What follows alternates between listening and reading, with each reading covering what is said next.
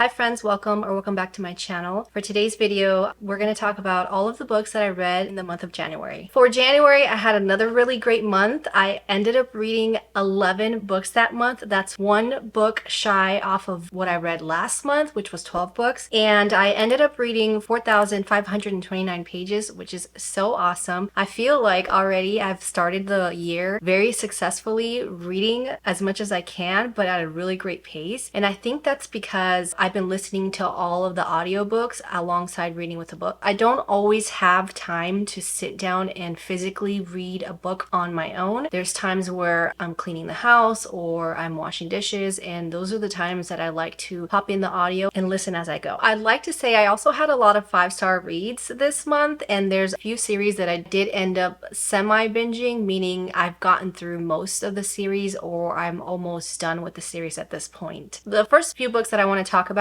are actually in order as far as how I read them. Towards the end of my stack, they are organized by series. Those are the only ones that are not in order. I just wanted to keep all the series together. So before we get into the books, if you haven't already, please don't forget to hit the like and subscribe button. That way you never miss another one of my videos. So without further ado, let's talk about all the books I read, shall we?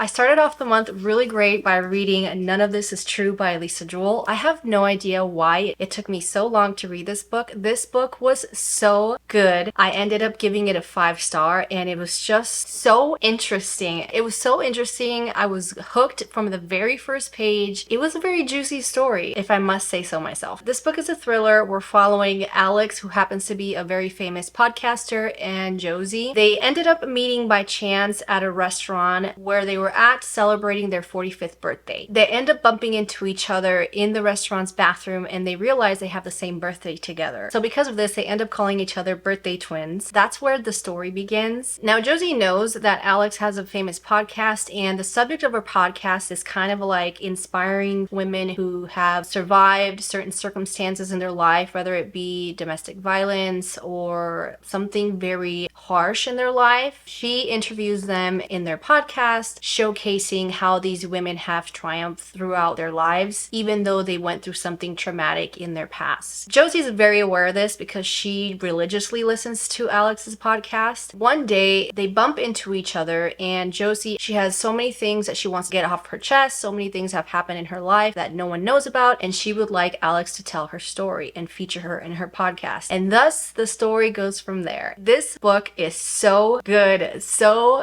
I don't even know what other word to describe it other than very juicy and very interesting. You get dual POVs, you get Alex's point of view, and you also get Josie's point of view. And it is, without saying much, this book is so good. It was a little predictable for me, but I enjoyed the ride because of the way that it was written, because of how compelling it was, because how interesting it was. And I don't want to say anymore because I'm going to give it away, but I really do highly recommend this book. I mean, it is hyped for a reason. I gave this a 5-star with flying colors. I didn't even think about it. Within the first couple of chapters, I already knew this was going to be a 5-star, and I really enjoy stories like this where you're getting the minds of two totally different characters who come from totally different backgrounds, and you just get in their heads, even though sometimes you don't want to get in their heads because it can be disturbing. That's what made this book so juicy and so interesting. Just the certain events and having to follow both characters, what each other is thinking throughout the book is just so interesting to me. It's so funny because I actually waited a long time to read this book because I don't really like books that feature podcasts, true crime episodes, or anything like that, but I really did enjoy this one. And again, I listened to this on audio, and the narrations were amazing. I believe it was narrated by 2 different narrators. Also, what's very interesting about this book too is you get snippets of kind of like a Netflix series that her podcast was based off of throughout the book. So you get a whole cast of characters being interviewed by Alex, also a full cast who narrate their parts, being interviewed in Netflix series that was based off of Alex's podcast. So that was very interesting. And even though I'm not the type of person that likes books like this where they're based off of podcasts, true crime episodes, TV show, or documentary being set in the book, I actually really did enjoy that. And I think it's because I was listening to the audio and the narrations along with reading the book. So I highly recommend this book. It was really good. I gave it a 5-star. One of my favorite books books of the month, to be honest with you. Then I read the third book in this series, which was Finley Donovan Jumps the Gun. This one I ended up giving a 3-star rating, only because it was good, it was funny, the humor was there. I like Finley as a character. I think she's hilarious and so fun to read, but I just didn't love it as much as the first book. If you don't know what the series is about, this is a set of, I believe it's a 4 or 5 book series at this point. It's a cozy mystery. We're following Finley Donovan, who is a divorced mother of 2. She happens to be a writer and she writes mystery crime novels. She's struggling with her next deadline. She's at a Panera talking to her agent and she's talking about what events are going to occur in her next mystery thriller. As this is happening, a lady sitting next to him at a different table overhears how she's going to basically have one of her main characters in her story murdered. And because of that, this lady thinks that she is a possible hit woman. So before Finley leaves the restaurant with her agent, she finds a note in her bag with a phone number and a certain amount from this lady asking her to be a hitman and murder her husband for her for X amount of money. The story goes from there. This is funny. It's very relatable because she's a mom of 2. It's fun because she's also a writer. So I love any book that has to do with that. I think what sells me on this series is Finley herself. I think she's very sarcastic, funny, quirky, fun. And these books are just a fun time overall. I enjoy every single one of them. However, for this one, I didn't enjoy it as much as I did the first one. So that's why I gave it a 3. And I'm not going to go over what this one's about because this is technically the third book in the series. I'm sure you've heard of this series. Everybody has. It's a very well-known loved series. And yeah, I enjoyed my time. Next up, I read Funny You Should Ask by Alyssa Sussman. I will say, and I forgot to say this in the beginning of the video, I did follow most of my TBR this month. The fun thing about that was that last month I had prompt cards choose at least 5 of the books that I ended up reading this month in my TBR. I feel like I was very successful with that. And if you haven't seen that video already, it was so fun. I'm gonna link it down below. But anyways, back to this. So I ended up reading Funny You Should Ask by Alyssa Sussman. This is a contemporary romance. I had so much fun with this. In this book, we're following Shawnee and Gabe. And Shawnee is a writer. She writes for articles. And Gabe is a famous actor. One day, Shawnee is sent to interview him about his life, about what he's currently doing with his acting career. They end up hitting it off and having a very great weekend together. For some reason, it doesn't work out. 10 years pass and she is asked to do a second interview with him because the first one was such a hit. It was actually the main reason why her career as a reporter actually skyrocketed, because of that one interview that she had with Gabe. So 10 years later, she's asked to do another interview with him and the story goes from there. I really like them as characters. What I love about the story is that they are both flawed in their own way, which makes the romance more realistic. Also, the current events that happened in this book and the reason why they didn't talk was a little annoying because there was no communication there and 10 years basically went down the drain and wasted when they could have been together, but it is also very realistic. I love the chemistry that these characters had too. It was real, it was raw. I really enjoyed this book. I thought it was really fun and I was never bored. This book reads so quickly and it was just a really nice, fun romance that I highly recommend. I think I gave this one a 4.5 or a 4. I was never bored. The writing is easy. The relationship and the storyline is very interesting and I had a good time reading it. I highly recommend it. And then I read First Lie Wins by Ashley Elston.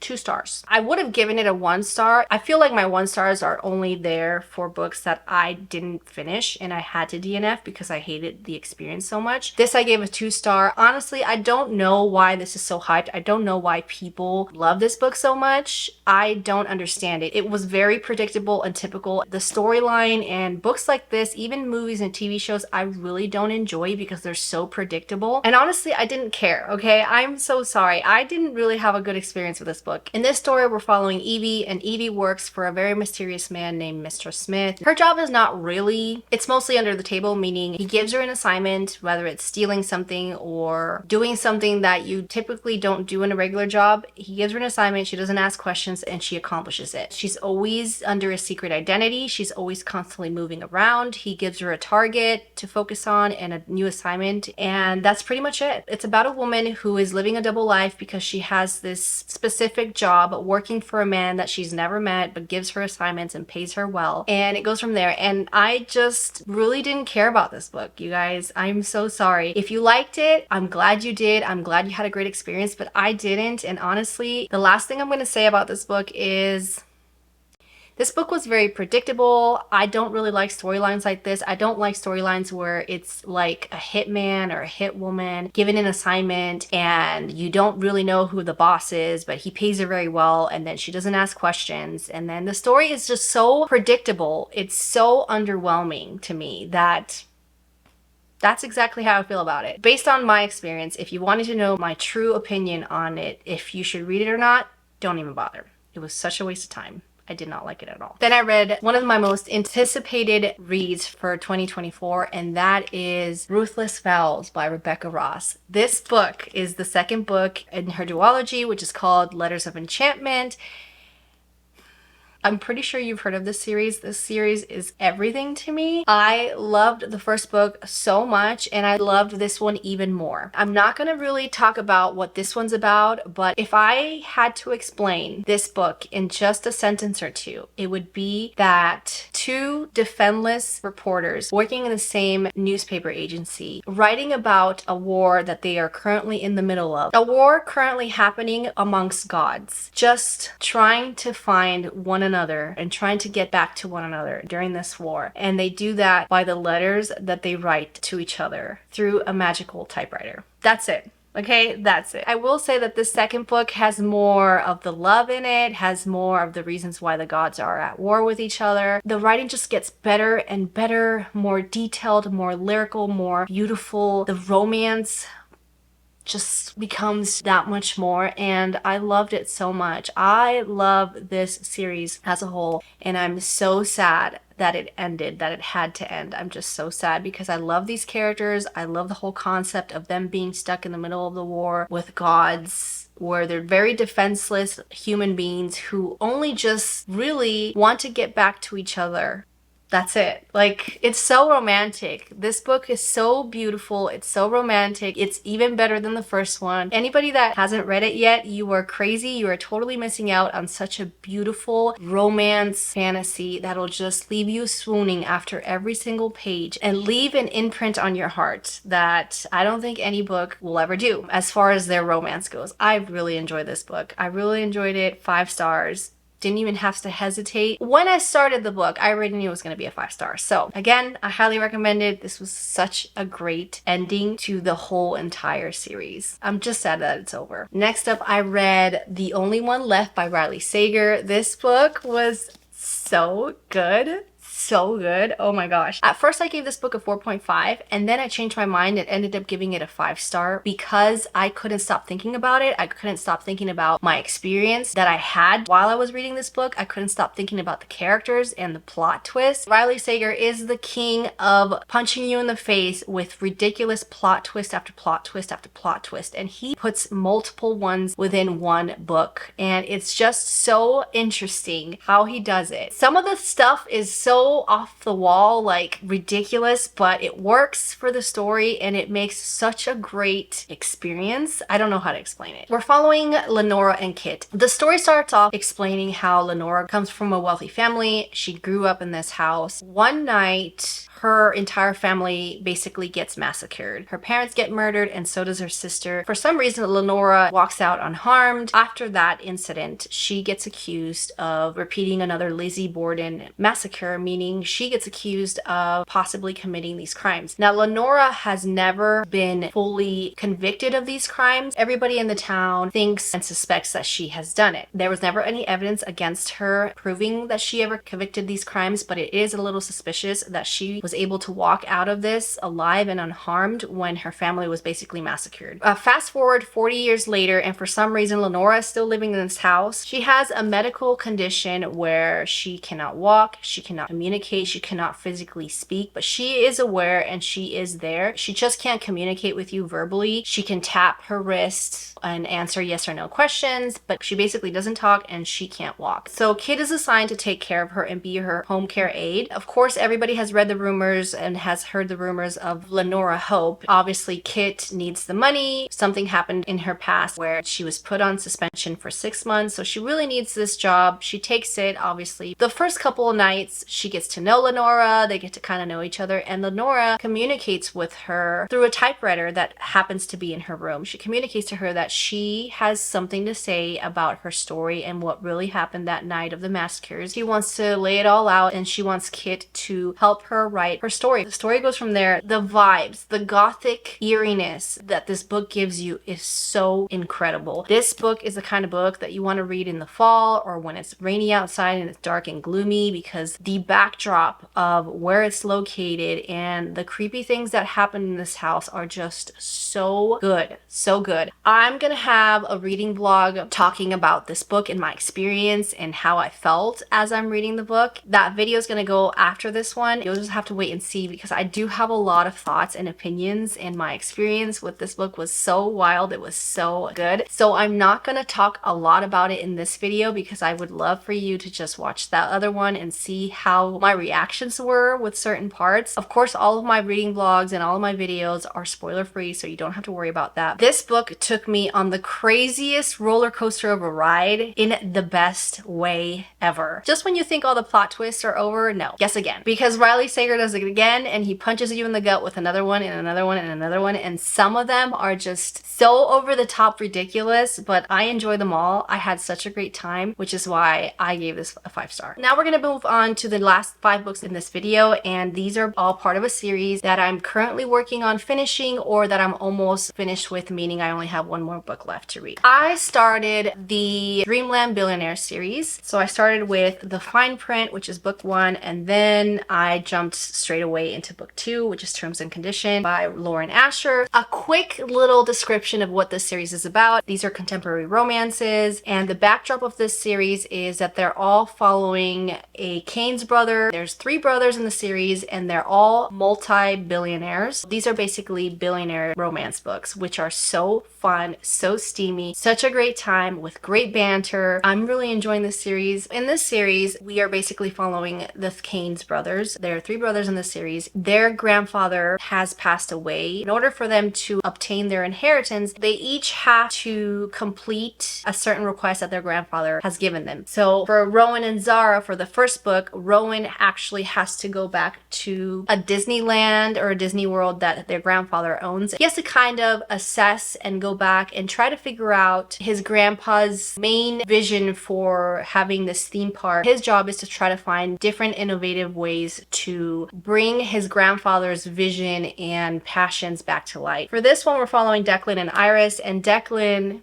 is your world's biggest bachelor. He is known not to be in a committed relationship, doesn't want to be. So in his will, his grandfather said that Declan has to actually get married and have a baby in order for him to get his inheritance. So that's basically what these books are about. They're so good. I ended up giving The Fine Print a 5-star. My experience with this book was so good. I love Rowan. I love how grumpy he is, and I love Zara. I love how colorful and quirky she is. They make the perfect couple because they're complete opposites, but they work so well together. The banter in here is phenomenal. I ended up tabbing so much of it. You also get dual points of views for all of these books, which is just a plus. For this one, we're following Rowan, who has to basically work with Zara, who works within Dreamland, but in a different facility. And Dreamland is basically another version of a Disney World. It's a theme park. Rowan's task is basically to renovate and reinvent the theme park and make it what it used to be when his grandfather first built it, what his grandfather's vision was back then, because it did get kind of lost the more money they made. And so his grandfather's wishes were for Rowan to bring that magic back. He ends up hiring Zara, who happens to work in the Princess Castle makeover section of the theme park. He hires her to work in their design section, you know, in order to help him with his grandfather's wishes. Everything goes fine until one day they kiss, and then the story goes from there. Out of the 2, this one's my favorite. I just loved the main characters and their chemistry. I think Lauren Asher's writing is super spectacular. It's easy, it's fun, it's easy to digest. The characters always have such sexual tension. The banter is outstanding. I loved it. It was just such a fun read. For this one, Declan is the oldest one of the brothers in the series, and he is more ruthless than Rowan is in the first book. He's very grumpy. He probably has the worst task of them all, to be honest with you. The fact that you have to marry and have a baby in order to get your inheritance is pretty harsh, I will say. This one is more of an office romance. Declan has worked with Iris for so many years. She is his personal assistant, his secretary. They have this bond and this love for each other, this unspoken attraction that they have for each other that they haven't really unleashed until one day. And the story goes from there. I enjoyed this one a lot. I think Declan is the rudest out of all the brothers, but I enjoyed this one so much because of the way that Lauren Asher writes her books and her stories. And even though some of her books have similar themes and similar banter in it, the steamy scenes are perfect. She really knows how to make her male characters very stoic and brooding and grumpy, and I just eat it up. I love it so much. For terms and condition, I'm not sure if I said it, but for this one I ended up giving it a 4.5. I did enjoy it, but not as much as I enjoyed the fine print. But again, I really love how ruthless and mean Declan is, but under that thick skin of his, he is a very kind-hearted person, but you just don't get to see it yet until you pull the layers. So I really enjoyed this one as well. 4.5. And then the last 3 books that I read, I'm actually very shocked and surprised that I even finished these books, that I even was able to binge these books. I literally binged 3 of the books from the Throne of Glass series by Sarah J. Maas. So I ended up reading The Assassin's Blade, and then I jumped into Crown of Midnight, and then I finished it off with Heir of Fire. Out of all the books in the series so far, I really enjoyed this one. This is my favorite out of the 4 books that I've read so far in the series. This one is just filled with more details, more world building, more characters, more magic, more magical elements, different magical elements, and it was just so interesting. So many things happen in this one that left me with so much anxiety, and I was so scared for the characters at one point, but I really enjoyed it. I had such an amazing experience reading this one. Obviously, you guys have heard of the Throne of Glass series. I'm not going to really go into it, but these are the 3 books that are following the series. If I have to recommend to you in what order you should read these books in, because there's so many different ways to read it, I recommend that you read Assassin's Blade first, then you read Throne of Glass, then you jump into Crown of Midnight, and then you follow the entire series from there, which is Heir of Fire. So I gave Assassin's Blade a 5-star, I gave Crown of Midnight a 5-star, and I gave Heir of Fire a 5-star. Out of all these 4 books that I've read, Heir of Fire is my favorite one, and I plan on continuing to read series. I will be reading Queen of Shadows this month in February, so I'm excited to just continue on with this epic,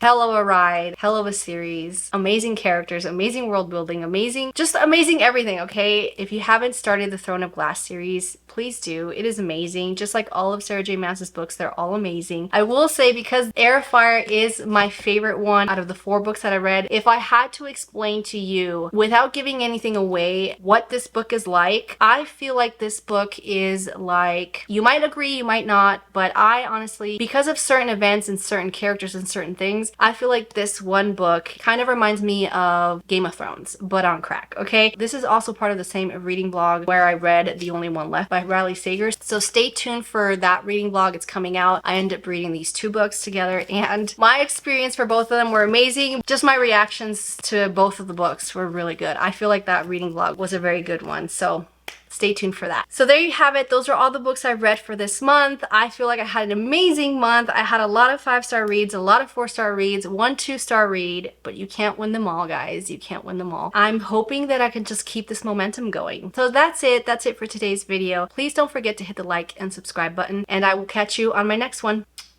Bye!